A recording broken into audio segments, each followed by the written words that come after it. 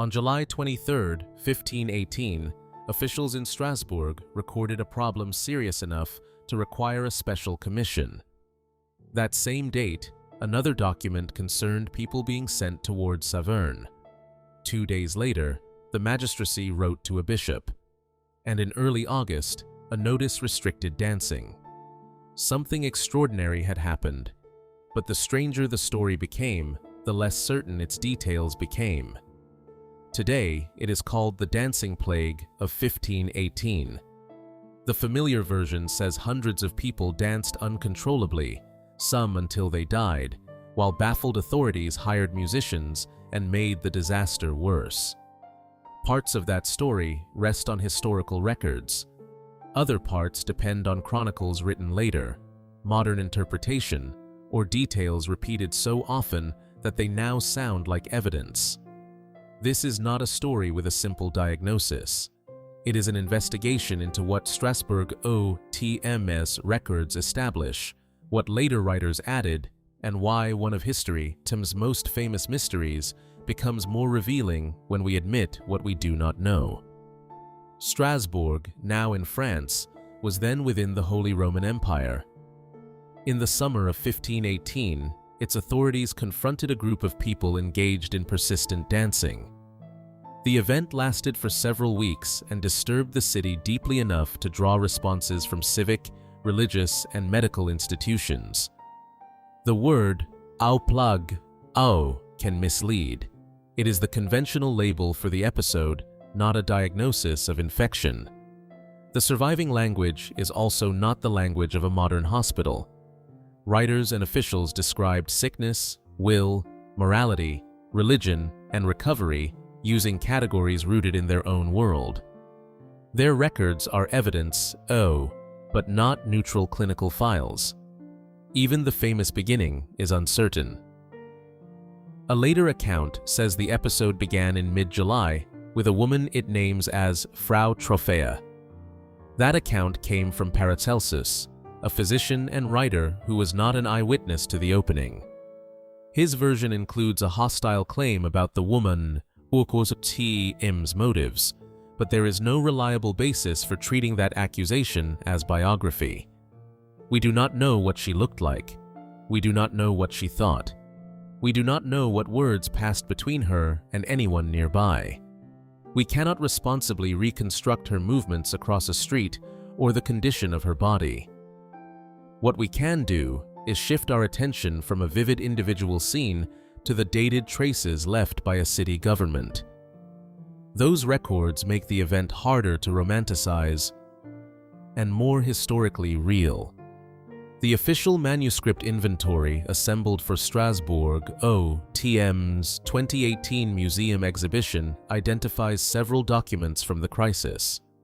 There were deliberations by a commission appointed by the magistracy on July 23rd. There were instructions, also dated July 23rd, concerning people sent towards Saverne. A July 25th letter carried the issue from the magistracy to Bishop Wilhelm. An August 2nd sheet was signed by Sebastian Brant, a leading humanist and civic figure. These are not the remains of a modern case file. They do not give us interviews with dancers or systematic medical observations, but they show that the authorities were responding to a real public problem.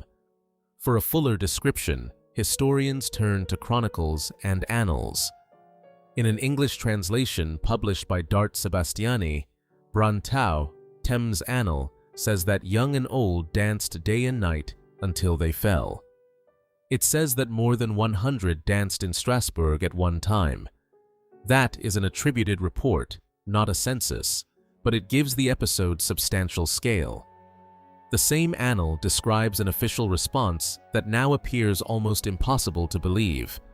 According to that account, space in the carpenters' Au Teman and Diars Temne Guild Hall was reserved. Platforms were built at the horse market and grain market. Music and paid attendance were provided. It is tempting to summarize this as, the city hired a band and ordered everyone to dance. But that phrase does more than simplify. It pretends we know exactly how the decision was explained, experienced, and implemented. The record supports designated spaces and music. Modern reconstructions connect that policy to period medical advice, but the surviving evidence does not give us a complete transcript of the reasoning. The important point is that officials did not treat the dancing as entertainment. They responded as if they faced a condition that demanded management. And when that response failed to settle the crisis, policy changed.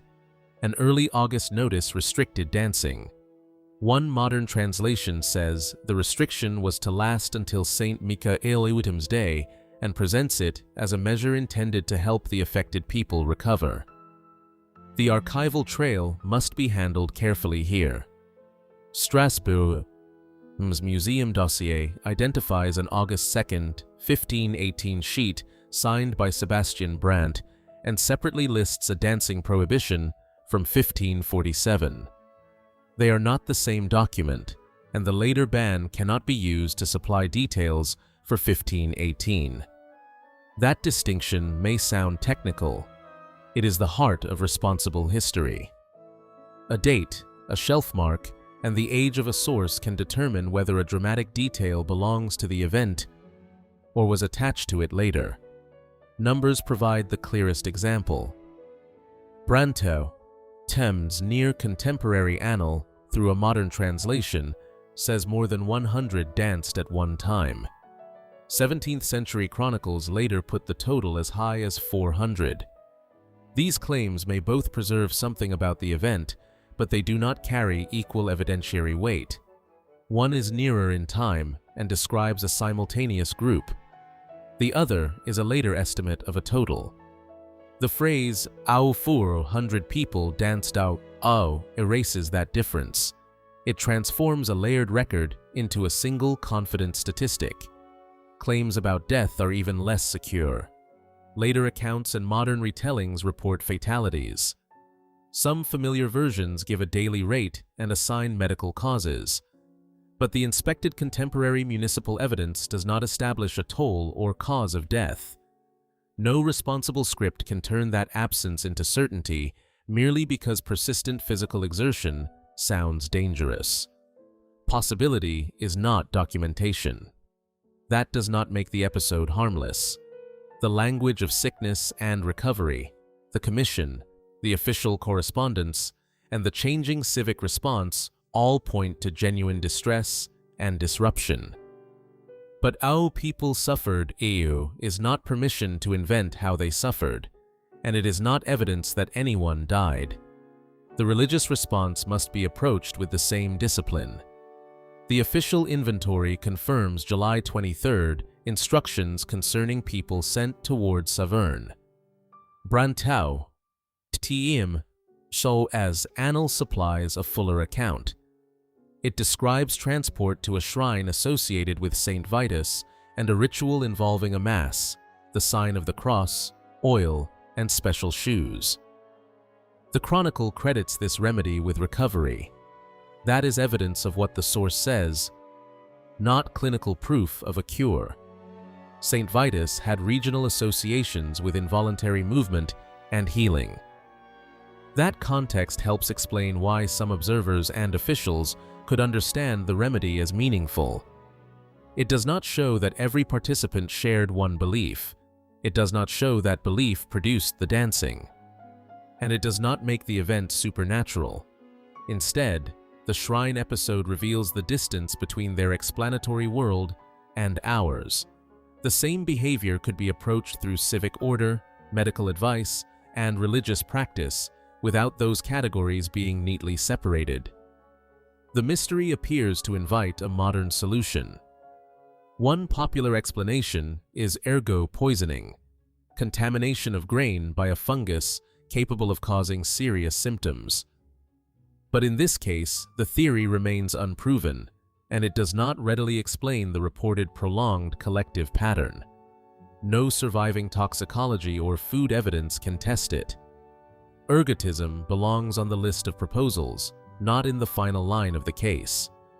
Another influential explanation comes from historian John Waller. He argues for a culturally shaped psychogenic episode, in which severe stress and a shared world of expectation helped generate and spread involuntary behavior. This model tries to explain why the form of the crisis made sense in its particular place and time. But it remains a retrospective interpretation. Sociologist Robert Bartholomew has challenged the broader habit of classifying culturally situated episodes as mass psychogenic illness. Such labels can make unfamiliar behavior look like a timeless psychiatric disorder, while underplaying social action, local meaning, and the biases of later observers. A different scholarly interpretation sees the dancing less as pathology and more as culturally structured or devotional behavior. That perspective draws attention to ritual and religious meaning, but it is also disputed.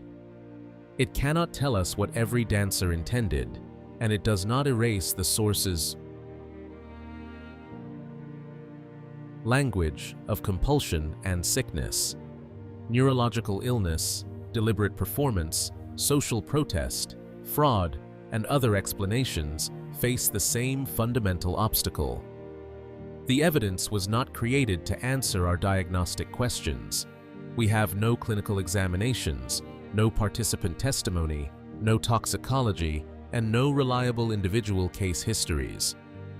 The turning point, then, is not the discovery of the correct theory.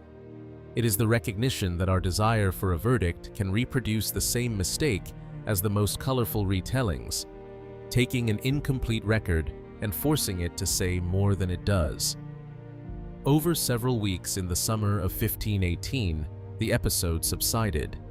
The surviving evidence does not establish a precise endpoint, and it cannot prove that a particular policy or ritual ended it. What remained was a story unusually vulnerable to expansion. A near-contemporary claim of more than 100 became a clean total of 400. A later name became the unquestioned protagonist of a detailed opening scene. Reports of death acquired exact rates and modern medical causes. A disputed interpretation became accepted explanation. Each addition made the story easier to tell and harder to defend. Yet stripping those additions away does not destroy the event. It reveals something more valuable. Authorities documented a crisis, changed their response, and acted through institutions whose boundaries between medicine, religion, and public order differed from ours. The dancing plague of 1518 is real history, but aurialo does not mean every repeated detail is true. The records allow us to see a city under pressure, a commission convened, correspondence sent, people directed toward Saverne, a notice issued, and a chronicler trying to describe behavior that resisted easy explanation. They do not allow us to enter the mind of Frau Troffea. They do not give us a reliable casualty count. They do not let us diagnose people across 5 centuries, and they do not name a single cause. That uncertainty is not a failure of the story. It is the story. In Strasbourg, the surviving documents show human beings confronting something they could not confidently explain. 500 years later, the temptation is to replace their uncertainty with ours and call it fact. The most honest conclusion is also the most unsettling. The dancing happened, the city responded, and the reason remains beyond the reach of the evidence.